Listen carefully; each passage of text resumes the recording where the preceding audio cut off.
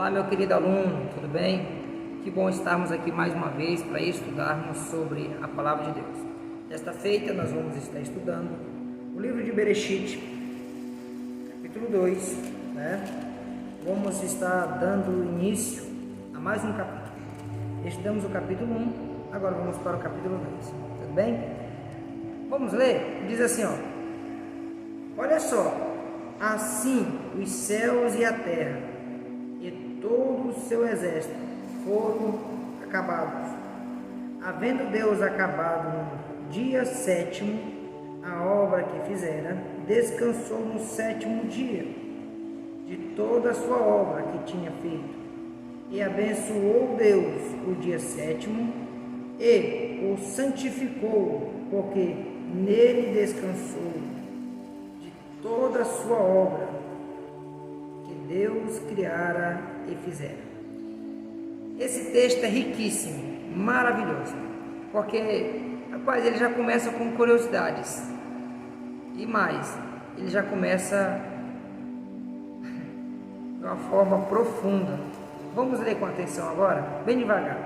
Pega sua canetinha para você usar aí riscando alguns detalhes. Olha só, assim os céus e a terra e todo o seu exército foram acabados, ou seja, está dizendo que foi concluído todo o trabalho de criação.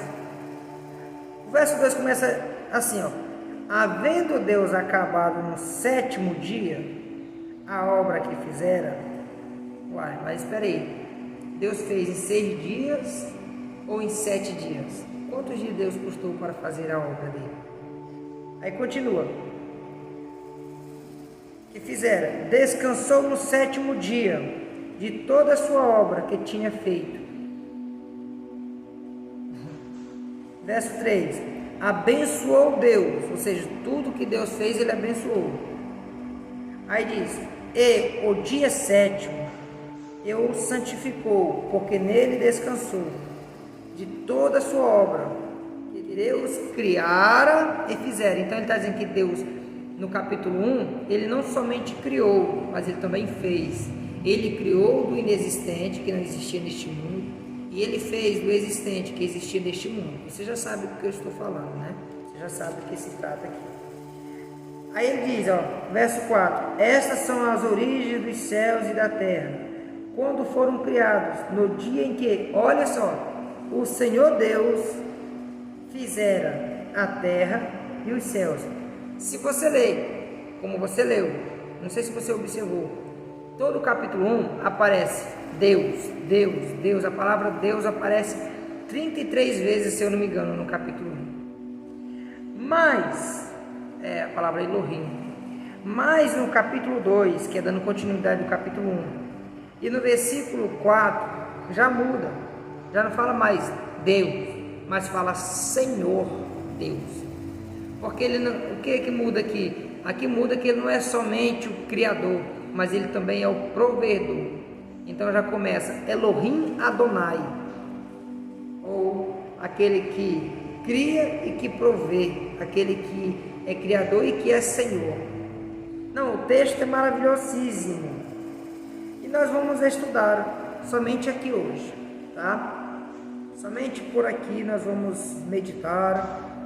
Olha, eu vou mandar para você a apostila com o conteúdo de hoje para você ler, porque não vai dar para eu falar tudo aqui para você, não vai dar para poder detalhar muita coisa, então você vai ter que ler a sua apostila, tá? Senão a aula vai ficar muito extensiva. Quero ser lacônico, quero ser breve aqui, tá? Quer se aprofundar, quer exaurir mais o texto, leia a sua apostila, o seu PDF, tá bom? Então veja o que está escrito aqui na sua apostila, no seu PDF, não sei o que você está usando aí agora. Aparentemente, parece que já finalizamos o capítulo 1 e agora vamos adentrar o capítulo 2. Entretanto, os primeiros 3 versículos deste capítulo pertencem propriamente ao conteúdo do capítulo 1, visto que trata do sétimo dia. Entendeu agora? Na série da criação desta feita, não vamos averiguar a palavra por palavra, nem tampouco versículo por versículo, mas somente alguns pontos principais do capítulo. Porque senão, meus irmãos, haja aula, hein? Bem que quando eu tiver com mais tempo, eu quero fazer uma especialização de Gênesis assim, versículo por versículo, palavra por palavra. Entretanto, essa aula vai custar uns 6 meses, né? Mas isso é para futuro, quando a gente tiver um estúdio melhor, umas câmeras boas para fazer as nossas gravações, que por enquanto eu estou usando o celular. Você sabe aquele curso que eu tenho, celular, ferramenta de ganhar dinheiro? Eu ensino lá como você usar o seu celular para ganhar dinheiro, para fazer filmagem, eu ensino como fazer filmagem. Então, eu costumo dizer o seguinte, eu prego o que eu vivo. Eu falei sobre o celular e eu uso o celular. Nada melhor do que você ensinar o que você vive, o que você faz. Você se torna mais autoridade naquilo que você ensina, tá? Então, o texto começa assim, ó. O interessante é que o capítulo 2 já inicia com uma curiosidade. Vejamos. Preste bem atenção agora nesta curiosidade. Diz assim, ó. Assim foram concluídos os céus e a terra, e tudo que nela há. Então ele está dizendo, no capítulo 2, que tudo foi concluído aqui. Aqui. Continua. Se você não tiver entendido a curiosidade, então saiba que a questão é como o mundo pôde ser criado em 6 dias. A Bíblia diz que Deus criou o mundo em 6 dias, mas também nos dá a entender que não foi em 6 dias, mas sim em 7 dias. Já em contrapartida, a ciência moderna declara que isso levou bilhões de anos. As 3 interpretações ou as 3 suposições não podem ser verdadeiras, mas acredito que há uma explicação para cada uma delas. Vamos analisar alguns detalhes. Ou seja, não tem como as 3 estar com total liberdade, total razão. Só uma está com toda a verdade. E qual é ela? Não dá nem para poder pensar assim, qual será? Já sabemos, né? A Bíblia é a Bíblia. A Bíblia é a regra. Ela é infalível. Ela é inerrante, inefável. A Bíblia é quem está com a razão. Mas não é porque a Bíblia está com total razão que queira dizer que eu tenho que descartar as outras possibilidades. Na verdade, você tem que ouvir tudo um pouco. Porque se um dia você for debater com um cientista, você vai saber como é que ele pensa, quais são as linhas que ele anda, os pensamentos que ele carrega. Alguém diz, acho interessante, alguém diz, eu não acredito na Bíblia, a Bíblia foi escrita por homem. E eu pergunto para ele, é verdade? Tudo bem. Diga para mim um pouquinho sobre o que os cientistas dizem para você, que você acredita na ciência. Ou seja, ele não acredita na Bíblia que foi escrita por homem, mas ele acredita nos cientistas que são homens. E aí, que tolice é essa? É uma perseguição, né? Vamos observar aqui, vamos analisar alguns detalhes. Primeiro, olha só. Cada dia do capítulo 1 de Gênesis existe tarde e manhã, como todos nós sabemos. Mas confira aí na sua Bíblia, em capítulo 1, versículo 5, 8, 19, 23 e 31, que você vai ver que existe tarde e manhã. Outro detalhe que nós devemos observar é que os dias foram numerados. Existe o primeiro, segundo, terceiro, quarto, quinto dias, né? Etc. Outro detalhe que você deve observar é Êxodo, o livro de Êxodo, o livro de Shemote, capítulo 20, versículo 11. Ele compara os 6 dias ou os 7 dias da criação com os 6 dias da semana. Eu vou repetir para você. Êxodo, capítulo 20, o livro de Shemote, capítulo 20, versículo 11. Ele compara os 6 dias com o dia da semana. Quais são esses dias da semana? Segundo, terça, quarta, quinta, sexta, sábado e domingo. Ok? Então, é como se fosse dias de 24 horas, então correspondendo a uma semana, 144 horas, ok? Aí depois vem o quarto detalhe, quarto detalhe é o quê? O interessante é que a mesma palavra hebraica para dia, que é Yom, é empregada em Gênesis capítulo 1 e 2, como um período maior do que de 24 horas. Sendo assim, a criação pode ter sido de 24 horas ou mais. Como explicar isso? Tem uma razão aqui. Tem uma razão. Os 4 primeiros dias,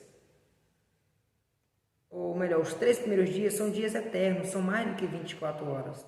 A ciência aqui está certa nesse detalhe, mas eles não sabem explicar isso. Porque só tem dias de 24 horas depois do quarto dia, que é quando Deus faz o sol e a lua e as estrelas.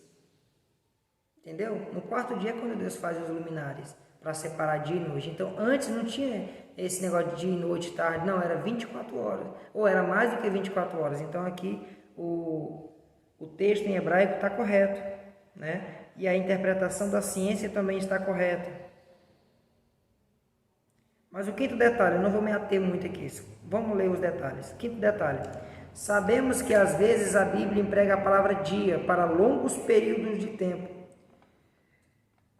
Por exemplo, questão de 2 Pedro capítulo 3, versículo 8, que ele diz que um dia é como 1000 anos, e 1000 anos como um dia para Deus. Salmo 90, verso 4 também diz isso, tá? É exatamente por isso que não podemos destacar a quarta ideia, que é o que nós acabamos de ler. Isso porque o terceiro dia, as árvores cresceram da semente à maturidade. E não somente isso, mas também produziram semente segundo a sua espécie. E nós sabemos que isso não leva apenas 24 horas, isso leva muito mais do que 24 horas. Por isso nós não podemos descartar. Ok? Esse processo normalmente leva meses, anos, você sabe disso, né? Vou apresentar alguns pontos a qual você vai ver que não existe contradição alguma em fatos. O que há é apenas um conflito de interpretação. Portanto, deixa eu explicar para você de uma forma bem resumida essa questão. Então veja bem, ó, os 3 primeiros dias não pode ser contado ou contabilizado como dias de 24 horas. Isso porque sabemos que o Sol e a Lua. Então eu já expliquei essa questão aqui para você, certo? Nem vou pular isso aqui. A outra questão que nos chama a atenção aqui, a outra curiosidade do texto, não é a questão de 24 horas mais, mas a outra curiosidade do texto é que se Deus concluiu a sua obra no 7º dia, certo? Então, como o texto está dizendo que ele terminou no 6º dia? Afinal, Deus terminou toda a sua criação em 6 dias ou em 7 dias? Ora, Deus acabou toda a sua obra, concluiu a sua obra em 6 dias. Só que Deus trabalhou no 7º dia. Qual foi o trabalho de Deus no 7º dia? A santificação. Veja que o texto diz assim, ó: abençoou Deus, versículo 3, o 7º dia, e o santificou, porque nele descansou de toda a obra realizada na criação. Então, o processo de Deus, o trabalho de Deus no 7º dia foi santificar. Ele santificou tudo que ele fez. Agora, pasme, meus senhores, o que eu vou dizer aqui. Tudo que Deus fez no capítulo 1, você vai se assustar com o que eu vou dizer. Você vai se assustar com o que eu vou dizer agora. Tudo que Deus fez no capítulo 1 foi apenas profecia. Deus estava profetizando o que estava dentro dele. Mas nada tinha acontecido ainda. Eu falei para você. Tudo era profecia. Não existia ainda. Deus estava, eu profetizo que vai haver plantas. Eu profetizo que vai... E Deus teve que esperar acontecer. Você vai ver isso no capítulo 2. Calma aí. Até Deus teve que esperar, meus irmãos. Está vendo? Até Deus. Mas o que me chama a atenção também, além de a questão dos dias, se ser 24 horas ou não, eu já expliquei para você como é que é. Foi 24 horas, mas só a partir do 4º dia. Antes do 4º dia, foram dias eternos. Tá? Mas a outra coisa que me chama a atenção é o que foi que Deus fez no 7º dia. Já sabemos, Deus santificou. Por isso que diz que Deus sacrificou um cordeiro desde a fundação do mundo. Está aqui, a fundação do mundo. Deus concluiu sua obra. Verso 2 diz assim, ó, no 7º dia, Deus já havia concluído a obra que realizara, e nesse dia descansou. Você vai ver que está aqui, o texto, ele está voltado, ele está chamando a nossa atenção para isso. Ele fala várias vezes, aqui, bora contar comigo. Versículo 1, Deus acabou sua obra. Versículo 2 diz que ele acabou de novo, repete 2 vezes. Aí no versículo 2 diz, descansou Deus. No versículo 3 diz, descansou Deus. Então você vai ver que a palavra acabou a sua obra, aparece 2 vezes, e descansou. Ele está focando para essas 2 palavras. O texto está nos levando para dizer, olha, ele acabou nesse dia. Olha, ele descansou nesse dia. Agora nós precisamos entender essa terceira curiosidade. Porque a pessoa fala, Deus não é espírito? Sim. Deus não é alma? Sim. Então, como é que Deus descansou? Espírito não se cansa, alma não cansa. Como é que Deus... Tem alguma coisa errada, não tem? Tem. Na verdade, a expressão não é descansou. A expressão certa nos originais é cessou, havendo Deus cessado a sua obra no 7º dia. Deus cessou a obra dele no 7º dia. Então tá aqui, ó, coloquei para você.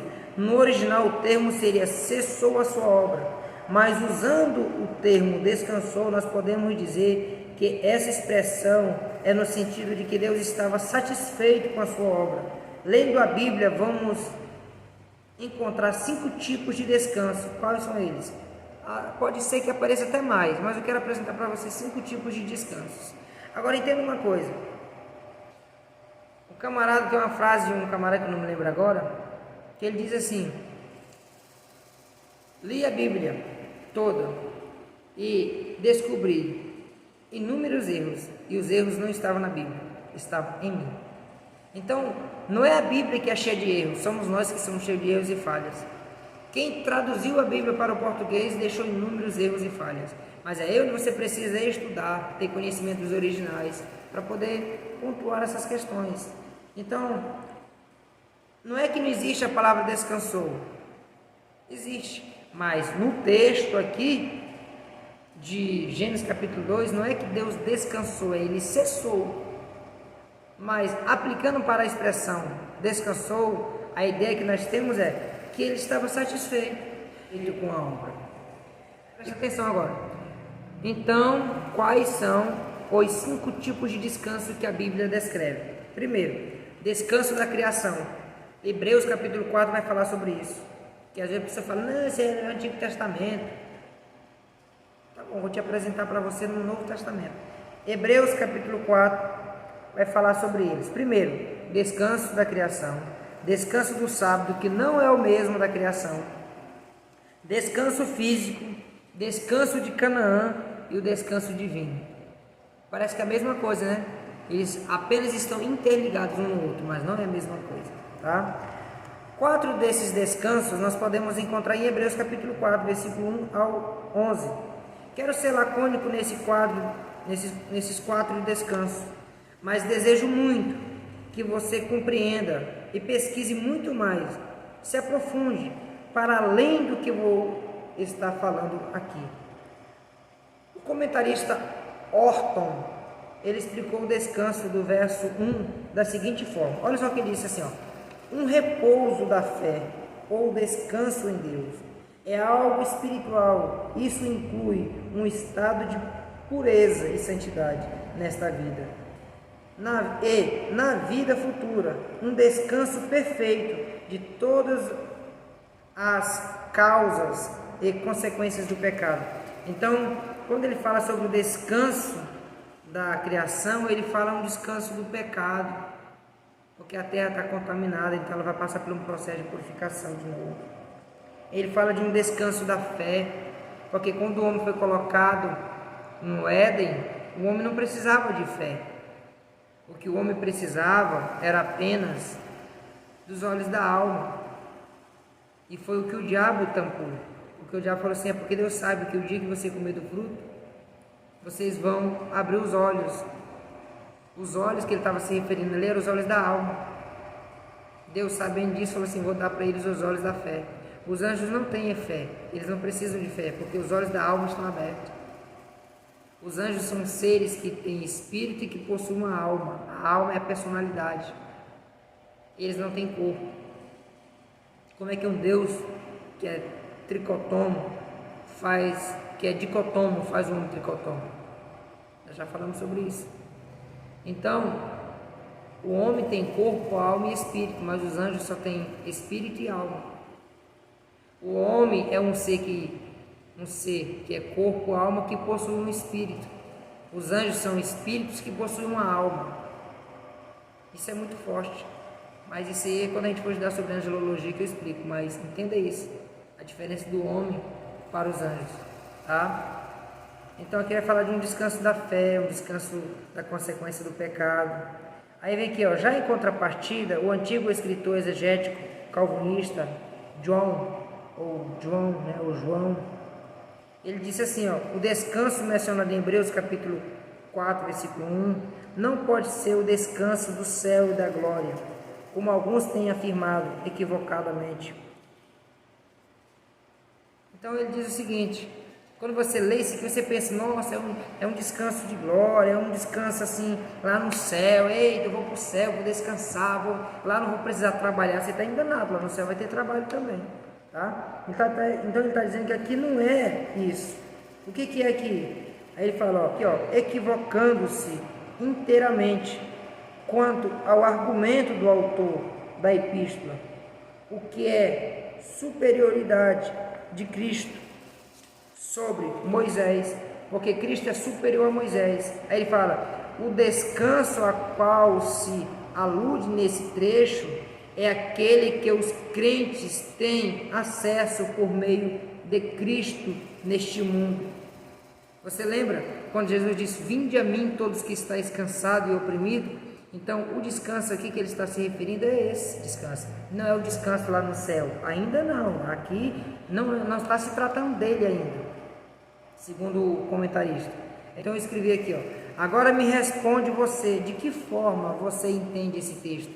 Leia Hebreus capítulo 4, versículo 1 e comente para mim aqui abaixo, mande no nosso grupo, como você vê esse descanso, como você analisa esse descanso. O descanso da criação, olha o que está o versículo 4 aqui, tá? Versículo 4 de Hebreus 4. O descanso da criação, pois se certo lugar ele falou sobre o sétimo dia, nesta palavra, no sétimo dia descansou de toda a obra que realizara. Então, o descanso da criação, Hebreus fala sobre ele. Aí eu disse aqui, ó, ao contrário do que muitos dizem, a palavra descanso aqui não significa folgar para recuperar a força física e mental exaurida durante o trabalho, até mesmo porque esta palavra não poderia ser aplicada para o eterno, uma vez que ele é espírito. Sabemos disso, eu já fiz todo esse comentário para você. Analisa comigo aí na sua Bíblia, Isaías capítulo 40, versículo 28, olha o que está escrito aí, ó. Será que você não sabe? Nunca ouviu falar? O Senhor é o Deus eterno, o Criador de toda a terra. Ele não se cansa, nem fica exausto. A sua sabedoria é insondável. Então, não é eu que estou dizendo que Deus é espírito e não se cansa, é o próprio texto que diz. Eu já fiz um comentário anteriormente que não vou me ater muito aqui. Então entenda, o verbo genetenton, tá? Fala comigo, que é complicado mesmo, hebraico e grego é complicado, mas lê comigo, ó. Genetenton está no particípio. Que é isso, Gustavo? É que dá a ideia de uma ação acabada. Então o termo não é só o hebraico, mas o grego também traz a ideia para nós aqui, que no sétimo dia, Deus, não é que ele descansou, é que ele finalizou a sua obra, é que ele acabou a sua obra, é que ele deu o término da sua obra, tá? Não é que ele descansou, que ele cessou. E foi, aí coloquei aqui, ó, e foi usado com o mesmo sentido de telestai, que é terminar. ou está consumado, detelestai no aramaico, que quer dizer está consumado. Sabemos que a obra de Deus estava terminada, e não apenas exteriormente, mas interior. Por isso, Shabat, que significa completude, não havia pecado nem corrupção, tudo estava novo, em folha, ao sair das mãos do Criador. Agora que está claro sobre o descanso da criação, vamos averiguar sobre o próximo descanso. Então entenda uma coisa, a palavra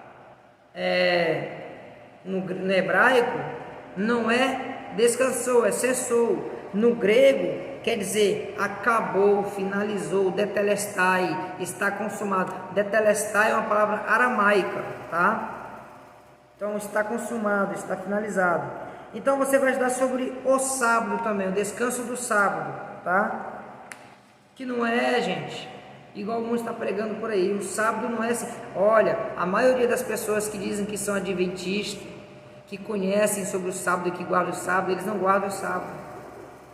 Passa longe. Lá em Israel, os judeus, em todas as cidades, têm elevador, portas que se abrem ao chegar perto, porque no sábado não pode nem abrir uma porta. Os judeus, os que se dizem judeu, que guardam o sábado e tudo aqui, eles abrem portas, eles tomam banho. E não poderia tomar banho também. Só para você entender, passa longe de guardar o sábado. Eles falam que a gente não pode tropeçar em nenhum mandamento, e eles tropeçam até no sábado que eles dizem que guardam, porque eles não guardam o sábado. No sábado não podia fazer comida, não podia abrir porta, não podia tomar banho. Eles tomam banho, saem cheirosinho para a rua para passear. Aí está a questão. O sábado dos judeus é o dia todinho adorando a Deus, orando, tá? Não é abrindo porta, não é tomando banho. Aí você vai ver o comentário que eu fiz aqui sobre o sábado, para você ler, tá? Aí vem o sábado de Canaã. E aí você vai estudar sobre o descanso na sua apostila, tá bom? Agora deixa eu falar mais um pouquinho para você aqui. Essas aulas vai ser assim, eu vou falar pouco, tá? Vou pontuar só alguns detalhes, mas se você quer aprender mesmo, se aprofundar mesmo no livro de Gênesis, você vai ter que ler seu PDF, que eu vou estar mandando para você. Porque aqui está riquíssimo de coisas. Se tiver qualquer dúvida, você entra em contato comigo, que eu vou explicar para você. Mas você vai ter que ler a apostila. E eu vou gravar aulas aqui de 30 minutos, de 20 minutos, 25 minutos, para explicar alguns pontos que chamam a atenção, que precisa explicar. Mas de repente, esses pontos aqui eu penso, mas aí fica algum ponto que você não entendeu, que eu não expliquei tão bem, que eu não fui muito detalhista. Então você entra em contato comigo, professor, não entendi isso aqui. Ou então comente aí abaixo nos comentários, faça o comentário, eu não entendi aqui, eu gostei, eu amei a aula. Faça o seu comentário, deixa o seu comentário, para eu saber como está o seu aprendizado. Eu preciso saber. Então deixa o seu comentário, fala para mim o que você está achando. O que você gostaria de saber do capítulo 1 que eu não falei, o que você gostaria de saber do capítulo 2, tá? Deixe o seu comentário, comente aí. Não deixe de ler, manda imprimir a sua apostila, não deixe de ler. Você precisa ler o que está escrito aqui. Agora nós vamos desfrutar de muitas maravilhas. Gênesis é maravilhoso. Se você puder, leia 4 capítulos de Gênesis por dia, para você poder finalizar este livro, terminar este curso tendo concluído todos os capítulos do curso que você está fazendo. Tá bom? Que Deus te abençoe. Até a próxima aula, se assim o Senhor Deus nos permitir. Shalom, shalom, letriot, a paz e até breve.